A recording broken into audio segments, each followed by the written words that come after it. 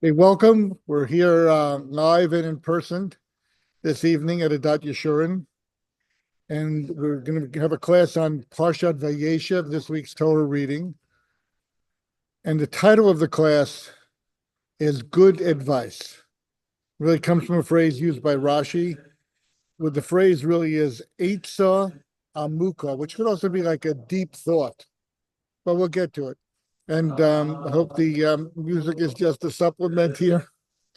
And we can focus together on this. But it's very beautiful to listen to.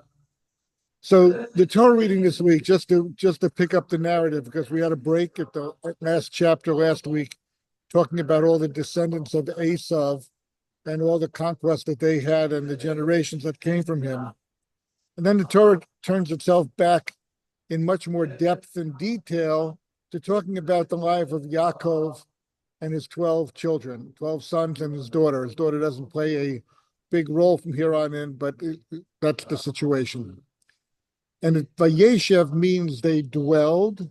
Now the idea is VaYeshev Yaakov Be'eretz Migurei Aviv, that Yaakov dwelt in the land of his father's journeying.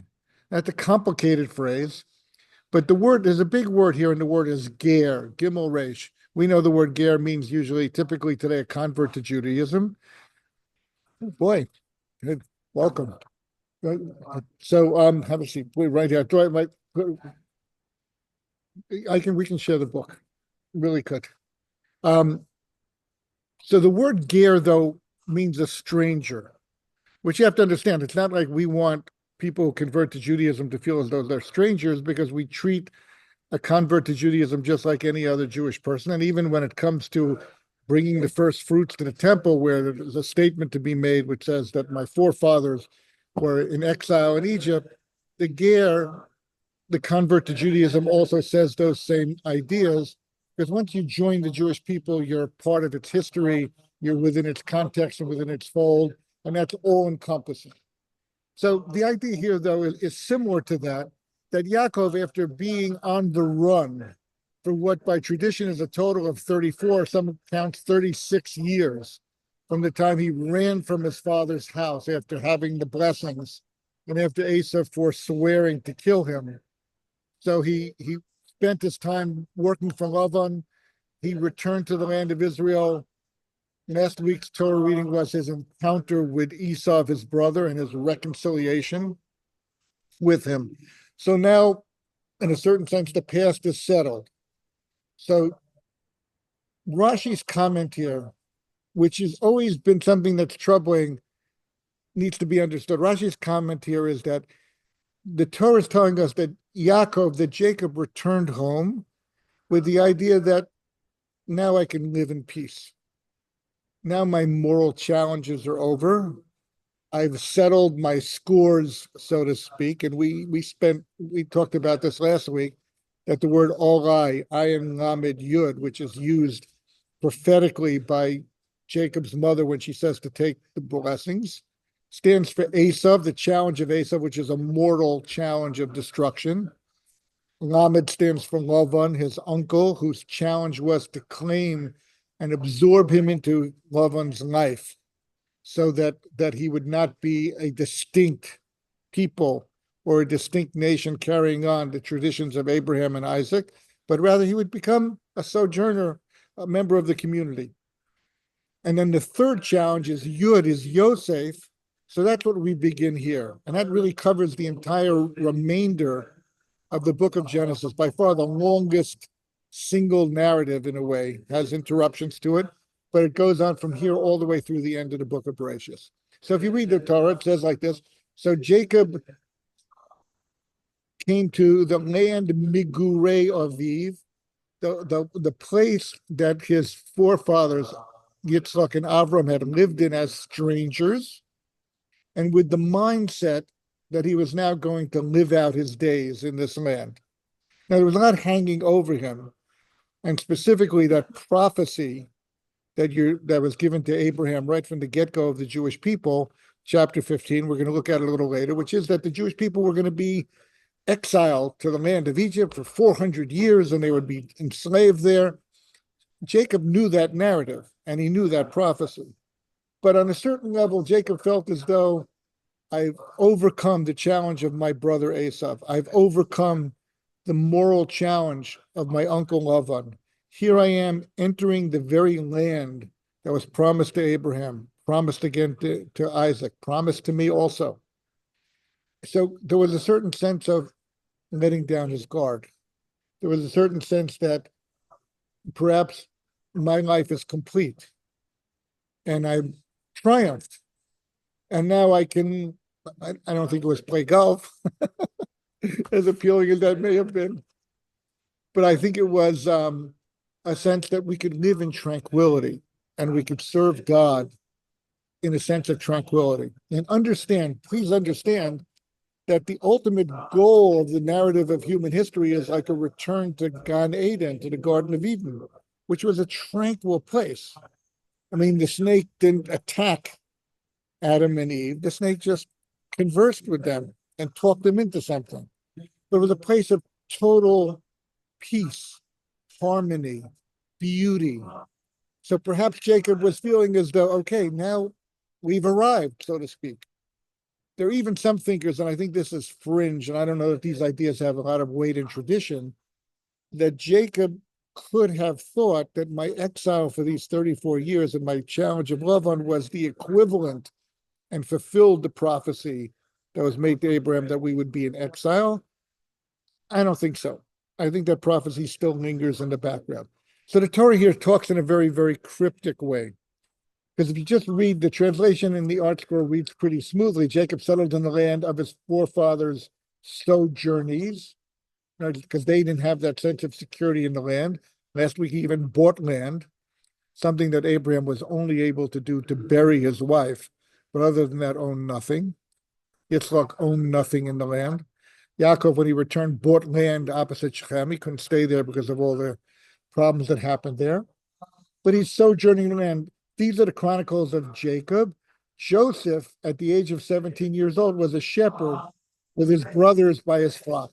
So what the Torah is saying here very, very clearly, what the Torah is saying very here is that Yosef is going to be the center stage person.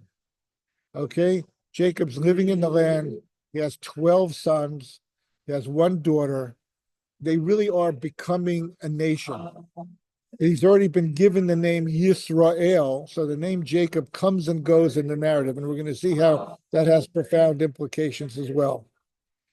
But Yosef is going to emerge, center stage. How does he emerge? I think we're familiar with the narrative, but I want to analyze it a little bit here. First of all, his father singles him out, and his father gives him a coat of many colors. He was distinguished. And the coat was not meant to distinguish him. I said, this is like late night with Rabbi Weiser with the band playing in the background. It's a whole new setting here. And the music is beautiful. Yosef, and the Torah even explains, because he was a child of his old age. But the Torah also hints at something here. It says here that Joseph, who was a youth, was a shepherd with his brothers by the flock, and he was with the sons of Bilhah and the sons of Zilpah. So right away, the Torah is pointing out that this picture is not as harmonious as it should be. The mere fact that there was a distinction of all these different wives having children, they were all Bnei Yisrael. They were all children of Jacob. They were all children of Yisrael. And the same way, I mean, it's remote to us to think about that you're from a tribe of Benjamin and you're from a tribe of Judah, and I might be from a tribe of Zebulun or something like that. For them, it was very immediate because they had their mothers, and mothers had already passed away, by the way. I think if I'm right in the chronology, both Rachel and Leah had both passed away at this point. So there really are only Bilhah and Zilpah, as far as I know, were still alive as wives of Jacob. But in any event, you see here that this picture is not one of perfect harmony, which is something we talked about a couple of weeks ago when I talked about Rachel's willingness to give away the blessings was based on an understanding that things are not perfect in this world. That, this world oftentimes is plan B or plan C, And certainly even when it comes to fulfilling the providential role that each of us are meant to fulfill, we're also not, things just don't always go our way. It's not a magic carpet. If you look at the lives of anybody, Moshe, he had to run from Egypt at the end of 20. He comes back at the age of 80. He dealt for 40 years with a contentious people. There was the sin of the golden calf under his watch. There was the sin of the spies. His generation didn't make it into the land. So greatness is not a magic carpet ride where everything is clear in front of you. But what we're going to focus on tonight is some of the triggers here in this story. And we're going to wonder, how did these people survive intact with the encompassing moral challenges they were facing? Now, we could look retrospectively at the life of Jacob until now, but we've discussed that already the last few weeks. We're going to do what the Torah is doing. We're going to move on to Joseph and his brothers, but we're going to take a look at the end of this class about Joseph's mindset and how he was able to persevere as he does. The story in quick form is that his brothers are out taking care of the sheep. He remains with his father, the favorite son, studying, absorbing the legacy of Abraham, Isaac, the legacy of what Jewish thinking was already at that time. And he has these two dreams. Now, the dreams themselves, and Rav Hirsch is the one who points this out most profoundly, are futuristic. It's not like he woke up in the morning and said, all of you guys are going to be my slaves. His visions were visions of farming the land. That's not going to take place for hundreds of more years. It was the future. They were shepherds. He has no dream about shepherding. His first dream is that they were bundling sheaves and that they were gathering crops together. The other dream is much more fantastical, about the sun and the moon and the stars. But clearly these dreams were conveyed, like prophecies often do, a distant future, not an immediate sense. But the divisiveness sinks in, and the Torah tells us first the brothers hated him. And then stage 2, the Torah tells us, is that the brothers were jealous of him. Interesting sense, because sometimes we might think that jealousy can cause hatred, which could be. But in this case, it was a sense of hatred, a sense of worry that Joseph himself was out to displace them as the generations of the Jewish people. And that's the way many of the commentaries put it. That just like Abraham had two sons, Ishmael and Isaac, and one was sent away and excluded from the legacy, and only one continued. And then Isaac had two sons, and Esau ends up sent away, and it continues only through Jacob. So the brothers were on alert. So the idea was, this generation of Jacob's children the complete picture of the children of Israel? Or was this picture perhaps at risk of becoming similar to the last two generations, and all of them would be marginalized and left out, and only Joseph would emerge? So that's a sense of hatred, of threat, and a sense of jealousy because he occupied this special place. In any event, that brings us basically to this first chapter, chapter 37, and it brings us to what happens in sentences 13 and 14 and 11, 13 and 14, which is the most inexplicable thing, and that's what I want to talk about. Let's read it together. And if you want to take a second to grab a chumash, and I feel badly, I should have brought a few of them here. But or we could do the opposite. You could read it. Okay. And Israel said, now the brothers went to pasture their father's flocks in Shechem. That itself is a strange idea because they just had moved out of Shechem because of all the warfare that took place there. And I've actually been to this place where they claim this Mount of Dotan is. It's an archaeological area which they claim could be the area it is. It's sort of like a flat pasture land area. We don't see green pasture land in the land of Israel today, but the tradition, the Talmudic tradition, is that Israel was a much more flourishing, fruitful place until the destruction of this temple, until the destruction of the second temple, actually. Israel, and here it's significant, Vayomer Yisroel, El Yosef. So here it's using the higher level name. And a couple of commentaries point this out. Israel says to Joseph, your brothers are pasturing in Shechem, are they not? Come, I will send you to them. And he said, here I am. He gives the classical, Hineni, I'm all into it. Go now, look into the welfare of your brothers and the welfare of the flocks, and bring me back word. So he sent him from the depths, the valley of Hebron, and he arrived in Shechem. Rashi's bothered by a geographical problem. I've had people question Rashi's judgment here, but if you go to Shechem, Shechem is a mountainous place. When it snows in Jerusalem, snows much more in the hills to the south of Jerusalem. Hebron gets significantly more snow than does Jerusalem. And if you ever visit people in Ephrat, which is in that same area, it also gets more snow. I was going to check the exact elevations. I think the elevations are probably higher, but that's the Judean hills, they call them, the mountain range that goes south of Jerusalem. So why is the Torah saying it comes from the valley or the depths of Hebron? So this is where the title of this class comes. Because Rashi uses these words. Rashi says, what does it mean, the depth of Hebron? It's an Eitzah Amuka, a deep thought, a deep word of advice. And who did it come from? It came from that tzaddik who's buried there. Who is that? Only could be Abraham. Have to get the music in sync now to get all the dramatic moments right here. So, here's what Rashi says. Rashi says this advice. The way I understand it is the following thing: that Jacob himself, was he crazy? He did see there was tension amongst the brothers. He did see, probably saw that there was hatred. Probably understood there was jealousy. Probably didn't understand it had calcified to such a great extent.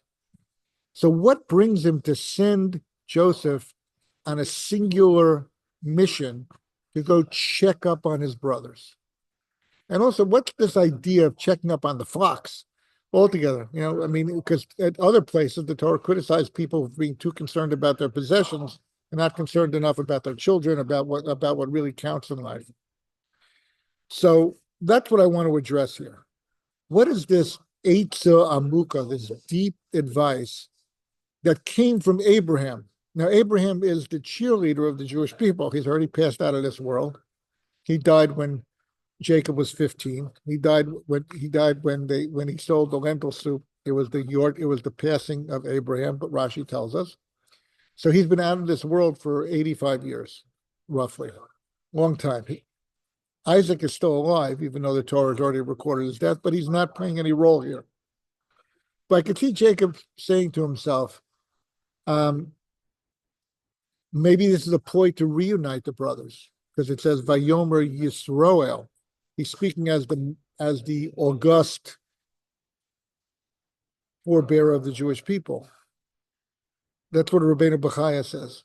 He had a strategy, or he had a thought that this would reconcile everything. Of course, we know it happened the opposite. But what we have to understand is the following thing. So to speak, in the heavens, what Rashi is evoking, and this is the tradition of the Midrashim. A bell goes off in the psyche of Abraham, and it tells him that prophecy about going down to Egypt and becoming enslaved for 400 years, now is the time. We're in range of that prophecy coming true. Now understand the whole prophecy. We talk about it a lot at the Pesach Seder. You should know. We'll look at it. It's in chapter 15 in Genesis. Your children will go down to Egypt.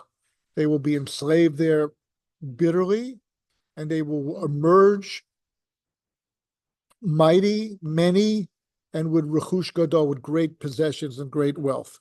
Okay? So the full story is an exciting story. It's like, in a humorous way, sending your kid off to college. I know it's going to crummy dorm room, and you're going to have to work hard and a lot of studying. But when you come back, there'll be the corner office in the law firm or whatever the vision is, and and everything is going to be great.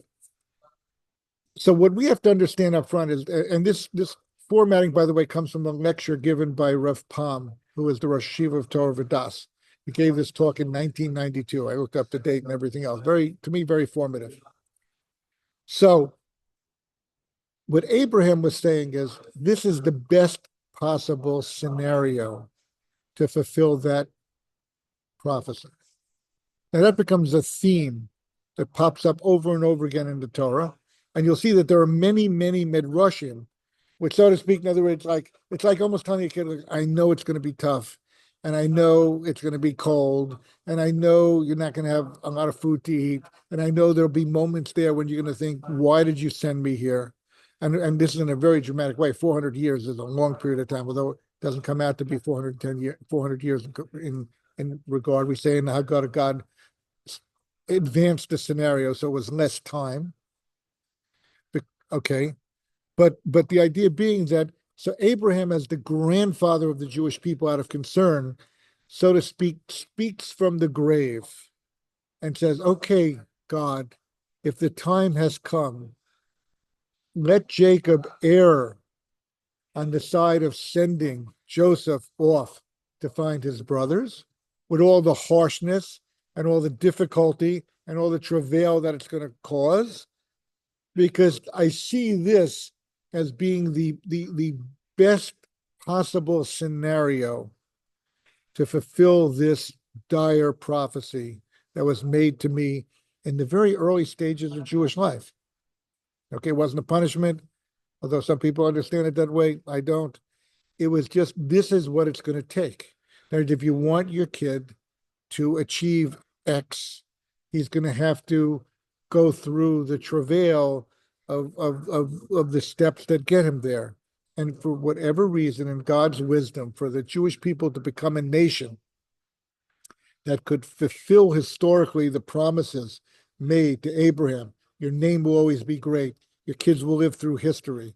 You know, your kids, through them, all the nations of the world will be blessed. They're going to be a light unto the nation. They're going to make the world fulfill its purpose. If that's going to happen, so Abraham, from his vantage point in the next world, so to speak, looks down and he whispers, so to speak, in Jacob's ear, send Joseph, send Joseph to find his brothers. Now, it's a harsh reality, because one thing I just want to emphasize, the Seforno says that they prejudged him, and that's in the text, but he didn't even get there, and they met as a court of law, and they passed judgment that he should be executed. And it says why? Well, they had this hatred, they had this jealousy. The minute they saw him coming, what did they say to themselves? The Seforno reads this into the text from Midrashim, and we could do that, but it's a little too lengthy. Oh, he's coming to spy on us. He's coming so he can run back to our father and accuse us of all different types of things. So that was their prejudgment. That was their prejudice towards their brother. But it becomes actualized. And of course, the only brother who stands up against that is Reuven. I'm the firstborn. This is a brother of mine, not from the same mother as me. I'm here. I need to safeguard the integrity of this idea of 12 tribes being, going on and creating history. And he steps up to the plate and he says, let's not kill him. Let's rather put him in the pit. Reuven's idea, the Torah tells us, is to come back and rescue him. Reuven's out of the picture for a while. They sell him, goes down to Egypt, languishes there, becomes the head of the prominent household of Pharaoh's butcher, person responsible for feeding him, has the problem with that man's wife, gets thrown into prison again, languishes for a couple more years. And then the parsha is going to end with him languishing in prison, cut off from his father, cut off from his brothers, convinced probably that nobody cares about him, nobody remembers him, and there he is. Okay, so this is the mechanics of what's taking place. But when Rashi just makes that comment up front that this is an Eitzah Amuka, it changes our whole view of everything. What could Abraham have been thinking? So I think there's a couple of keys here that Rabbi Pam mentions, and I think they illuminate the text in a very special way. If we fast forward, this you really should see inside, but if you fast forward to page 258 in the Art Scroll Chumash, which is all the way to the end of this narrative. This is where Jacob is traveling down to Egypt. So we're fast forwarding. The brothers have been reunited. I mean, I'm not a spoiler alert because I think we've all heard the story many, many times. Okay. But it says Jacob is afraid. Now, at this point already, when Jacob is heading down to Egypt, this is a few weeks from now in the narrative, Jacob realizes this is really it. This is the prophecy. I'm crossing the border, leaving the land of Canaan that I thought I was returning to forever. I'm going down to Egypt. He may have even known prophetically that he was going to die in Egypt, the only one of the patriarchs who dies in exile. Of all the husbands and wives, they all die in the land of Canaan, the promised land. He dies outside. Body has to be brought back to be buried in the land of Israel. Okay, so he's gripped with fear. This is the beginning of chapter 46. What's the reassurance God gives to Jacob at that point? He says, I am God, God of your father. Have no fear of descending to Egypt, for I shall establish you as a great nation there, repeating the early prophecy to Abraham. I shall descend with you to Egypt, and I shall surely bring you up. And here's the kicker, Joseph shall place his hand on your eyes. So look at what reassures, look, the ultimate reassurance to Jacob, which bookends this whole process here, is the sense that ultimately Joseph will be in a position of leadership. He'll be in a position of protecting the Jewish people. And it'll be thanks to Joseph that we will ultimately emerge intact hundreds of years later after great difficulties. But Joseph is going to be the linchpin to make that happen. Okay?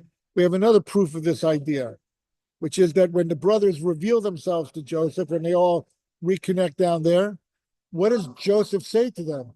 He says, you didn't sell me here. God sent me here to provide for you. These are words of ultimate truth. But in this narrative, they escape our realization. That's why what I'm doing is I'm taking a flashlight here. We're taking up this whole narrative of the Torah.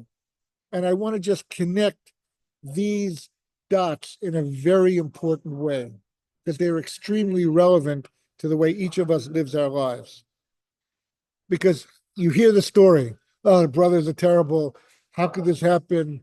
Joseph is a tzaddik because he doesn't take revenge. He could have killed them all out. He could have really fulfilled the dream like they were afraid of. He was the viceroy of Egypt, could have accused them of anything. They would have been looking for the body of these 11, 10 brothers, because he probably would have spared Binyamin, just like they're looking for Eli Cohen's body now in Damascus, when he was hung in 1965.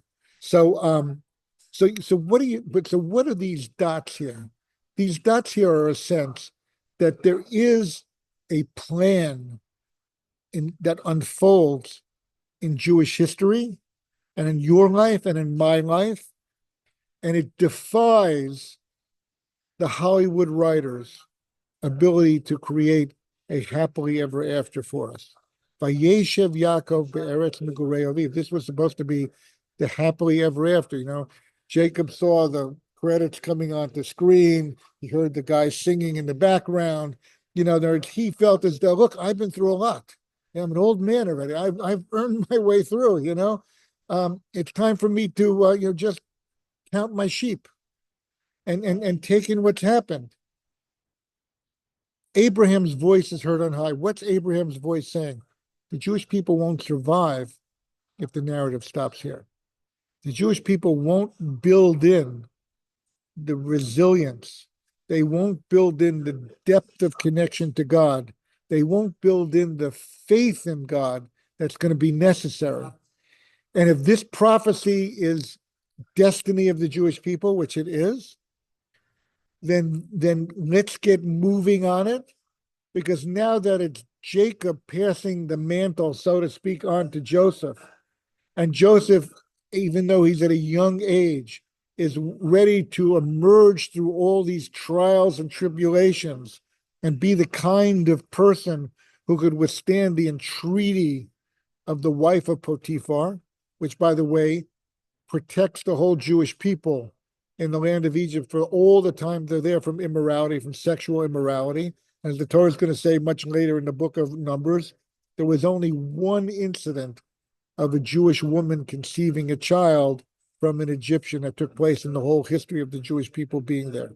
Other than that, there was moral integrity throughout this whole, and believe me, being enslaved and suffering does not lend itself to there being moral purity in family life. But the Jewish people accomplished that. Why? Because Joseph set the bar for them when he resisted the wife of Potiphar. Joseph set the bar for them because when they came down to Egypt, what did Joseph say? I've got this land, Pharaoh, off on the side, Goshen. Nobody likes it. It's a bunch of grassy lands. Nobody here has sheep. We don't believe in that. Let's stick the Jews over there. Let's let them flourish there. And I'm the viceroy. Don't worry. I'm going to make sure everybody has food to eat, and I'm going to take care of them also. And I'm going to separate them. And I'm going to protect them. And that's what it means when God tells Jacob, you'll die. Joseph will put his hands on your eyes. He will safeguard not just you, but the whole legacy of the Jewish people. Now, the Torah here is laying something out for us, which is an immense, immense moral challenge. It's a challenge that can we live our lives similarly?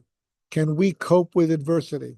Can we look at a hopeless situation as the Jewish people have been through over and over and over again? And can we anticipate, even though it's unknown, even though the roadmap is unknown, could we anticipate redemption? Could we anticipate flourishing? You know, I went to a bar mitzvah this weekend. I happen to know the great grandparents of the bar mitzvah boy. I think the man, I'm not making fun of anybody here, was maybe 5 feet tall and his wife was maybe 4 feet 8. They were both Holocaust survivors. So this whole bar mitzvah party going on. And what popped into my head, a vision of the two of them coming out of the camps. They were both Holocaust survivors. Two tiny little Jewish people with nothing, who had suffered, who were probably in so many ways broken people. Okay, fast forward 80 years to San Diego, California, and you're celebrating the bar mitzvah of a kid who's putting on tefillin and who's excited to become bar mitzvah, and you have cousins and uncles and aunts and all these different people around him. Nobody could have written that script, and that's a script that I saw with my own two eyes a couple of days ago. You know, if we tune in the way the Torah is trying to get us to tune in to the way life works, to the idea that there is, in this case, I'll use a little poetic license, a voice of Abraham guiding God, so to speak, figuring out the best scenario, figuring out, and it's not just ending up with a nice bar mitzvah and a country club. But it's a question of how do you preserve the spirituality of the Jewish people? How do you preserve the uniqueness of the Jewish people? And I just want to close with an idea like this. We say in the Shema, we say it whenever we say the Shema, but we don't think about it very much. The second paragraph of the Shema, we say something very, that we all have to scratch our heads and see if we really believe in. We say the following: if we live up to the standards of the Torah, the rain is going to come, the grass is going to grow, the wine is going to be flowing, life is going to be good. And if not, not. What is that saying? Saying that as much as we think that the physical drives the spiritual, that's a mistake. We proclaim it every time we say the second paragraph of the Shema. It's the spiritual driving the physical. That's what it says. Abandon the Torah. It says it in the Torah as well, other places. And the land is just not going to hold you, you know. And you may, you know, to use the analogy we did at the beginning, you know, you may have the golf clubs on your shoulder, but the course is going to be all dried out and there won't be anything to play on top of, because that's what drives a totality of blessing, a complete picture. So when Abraham's voice, so to speak, called out from the depths of Hebron, Avram had a few things in mind. He had in mind many people are going to emerge, and they did. A couple of million people, 2.5, 3 million people by the Torah's estimates.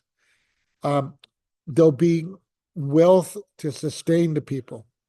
There'll be gold to build the menorah and the base of Mikdash.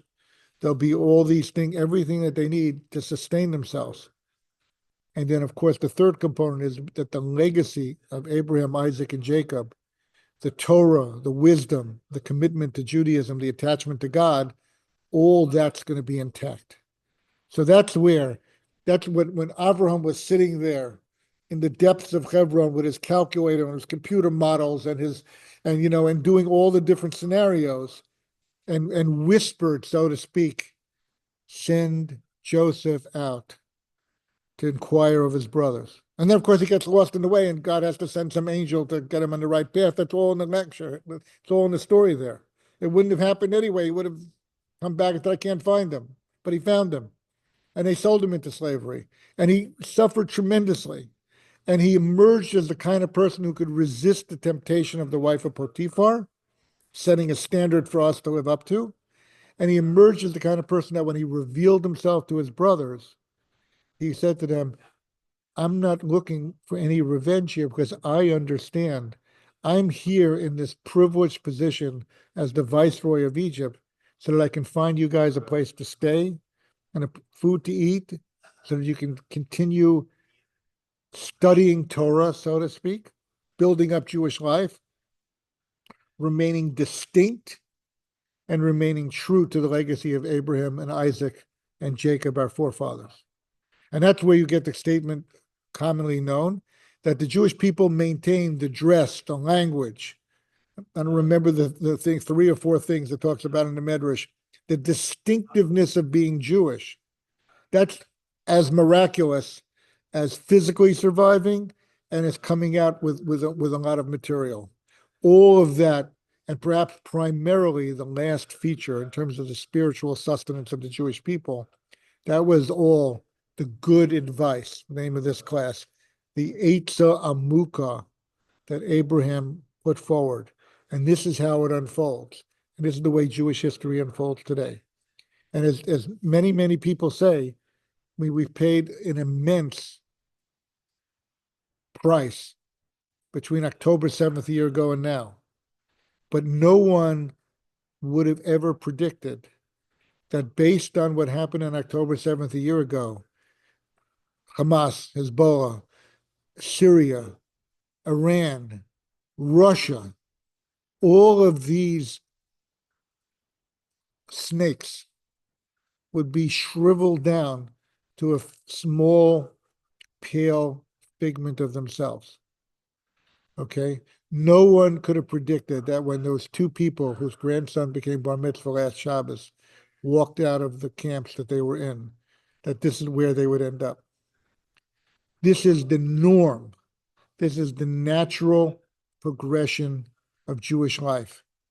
All we have to do is open our eyes when we read the Torah and we study it. And then the real trick, of course, is to apply it back to our own lives so that when we're overcome by frustration, when we're overcome by a sense of despair or hopelessness, or when we're ready to chuck our Judaism in favor of keeping another aspect of our lives alive, this is what this is the story the Torah wants us to remember. It's our story as well. Any questions? I think the concept that